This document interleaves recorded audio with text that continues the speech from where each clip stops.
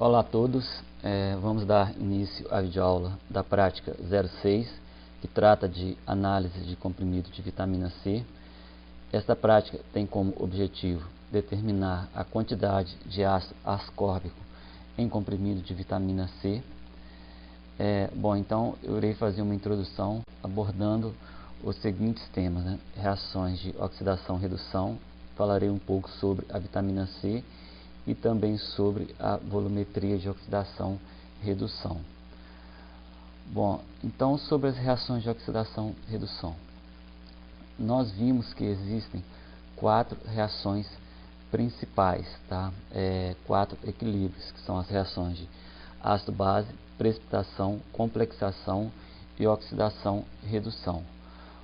Sobre essas reações nós podemos falar de forma resumida o que ocorre em cada uma dessas reações. Então, na reação ácido-base, nós temos uma transferência de prótons de uma espécie para outra, tá? Já nas reações de precipitação e complexação, nós temos a combinação de duas espécies, formando um precipitado, que é um composto sólido, ou um complexo, que geralmente fica em solução, na forma aquosa.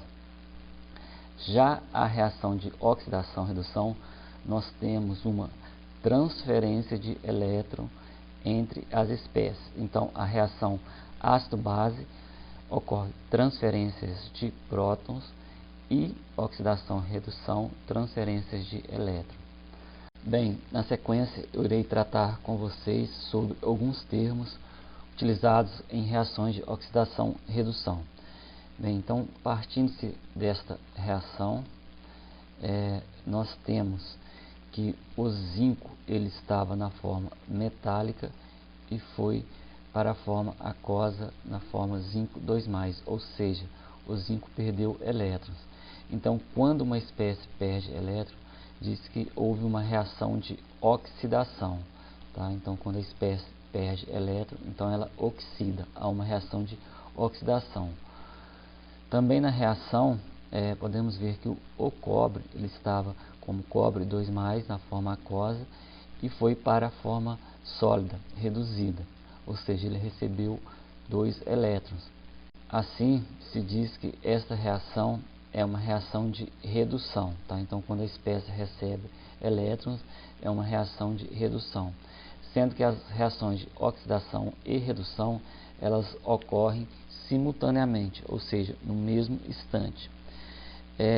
Nós temos também o uso dos termos agentes oxidantes e agentes redutores.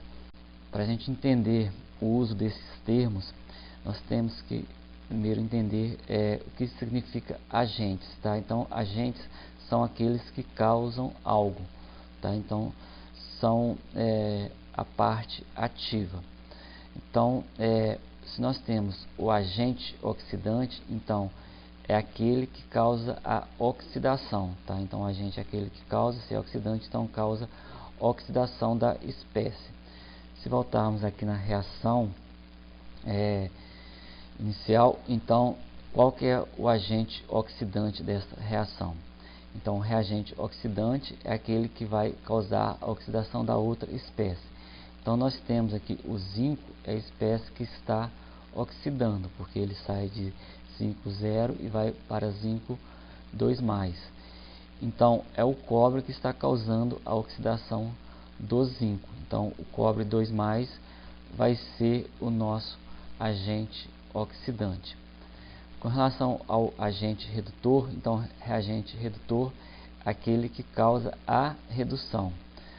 Então, voltando agora aqui na reação, a espécie que reduziu foi o cobre 2+, que saiu de cobre 2+ e foi para cobre 0. Então, o que causou a redução do cobre foi o zinco metálico. Então, o zinco metálico será o nosso agente redutor, porque causou a redução do cobre 2+. Outro conceito também importante é sobre células galvânicas, tá? Então, uma célula eletroquímica será chamada de uma célula galvânica quando a reação ocorre espontaneamente no sentido indicado na equação, que seria este caso aqui, tá? Então nós temos a reação nesse sentido, ela ocorre espontaneamente. Já uma célula eletroquímica eletrolítica é quando a reação não ocorre espontaneamente no sentido indicado pela equação. Então, se tivermos essa equação para a reação, em que o zinco 2+ ele reduz e o cobre metálico oxida, então essa reação ela não ocorre espontaneamente. Se ela não ocorre espontaneamente, então é chamada de uma célula eletrolítica. Bom, mas como que nós podemos saber se uma reação é espontânea ou não?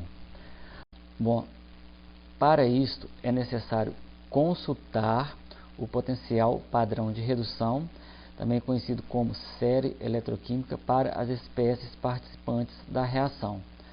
Tá? Então, neste caso, nós vamos consultar o potencial de redução para o zinco 2+, e o potencial de redução para o cobre 2+.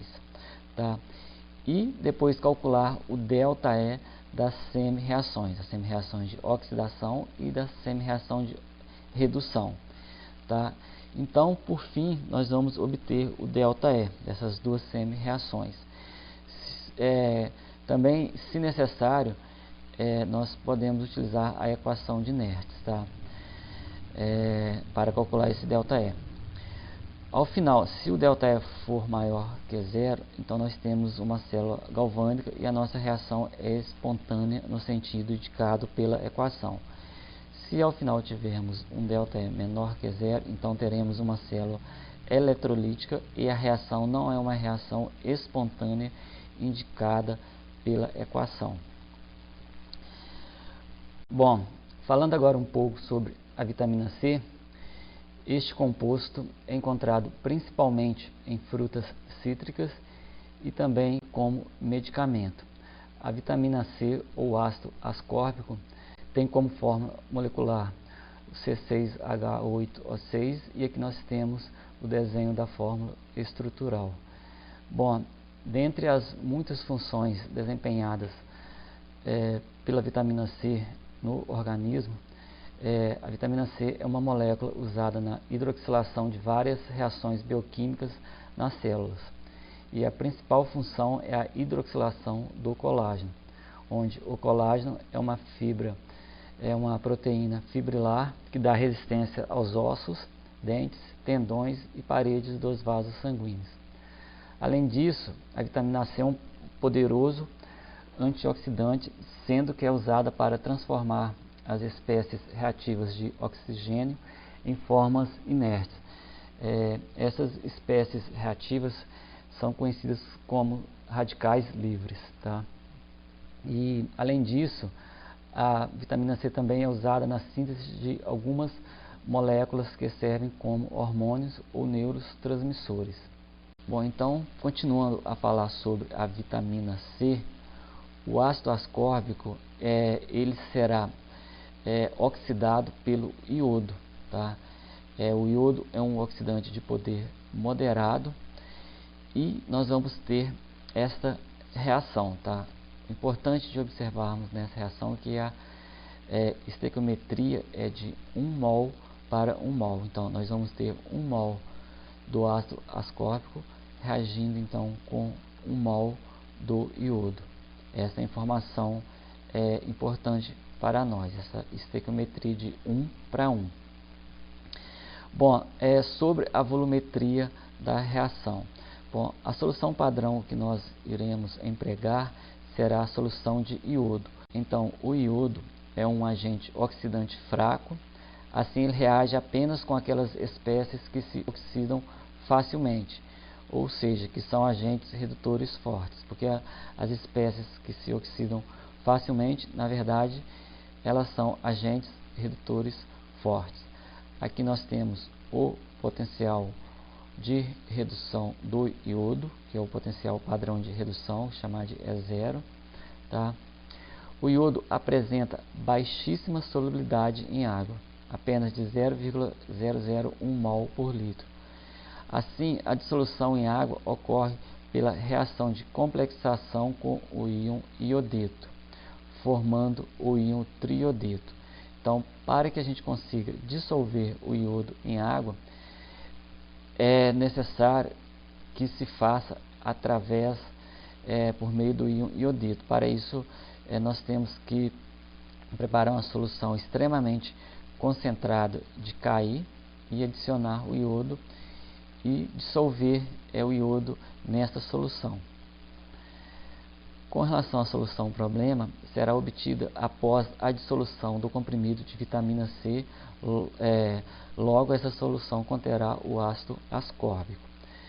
Com relação ao indicador, será utilizado uma solução de amido como indicador. Tá? O amido é um indicador específico para soluções de iodo ou iodeto. Tá? Então ele funciona tanto para reações de oxidação causada pelo iodo ou quanto pela reação de redução causada pelo iodeto.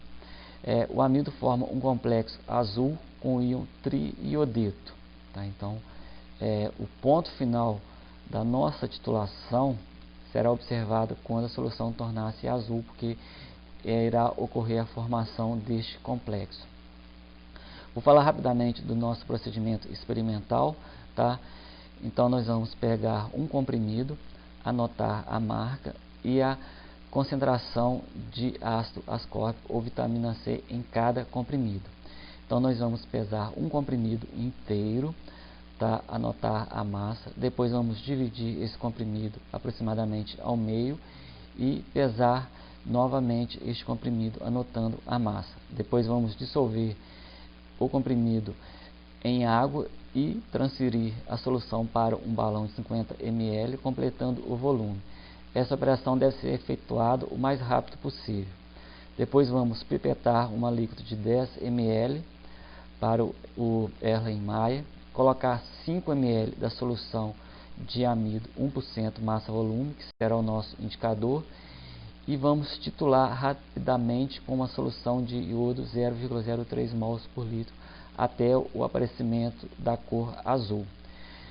Depois vamos repetir este procedimento por mais 2 vezes, pipetando e analisando apenas uma líquida de cada vez. O porquê disso, tá?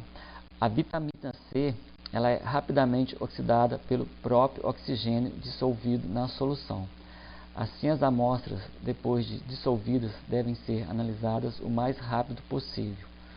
Tá? Então, aconselha-se também que se coloque papel alumínio sobre a boca dos Erlenmeyer e faça um pequeno furo com a ponta da bureta e se utilize dessa forma para fazer a titulação.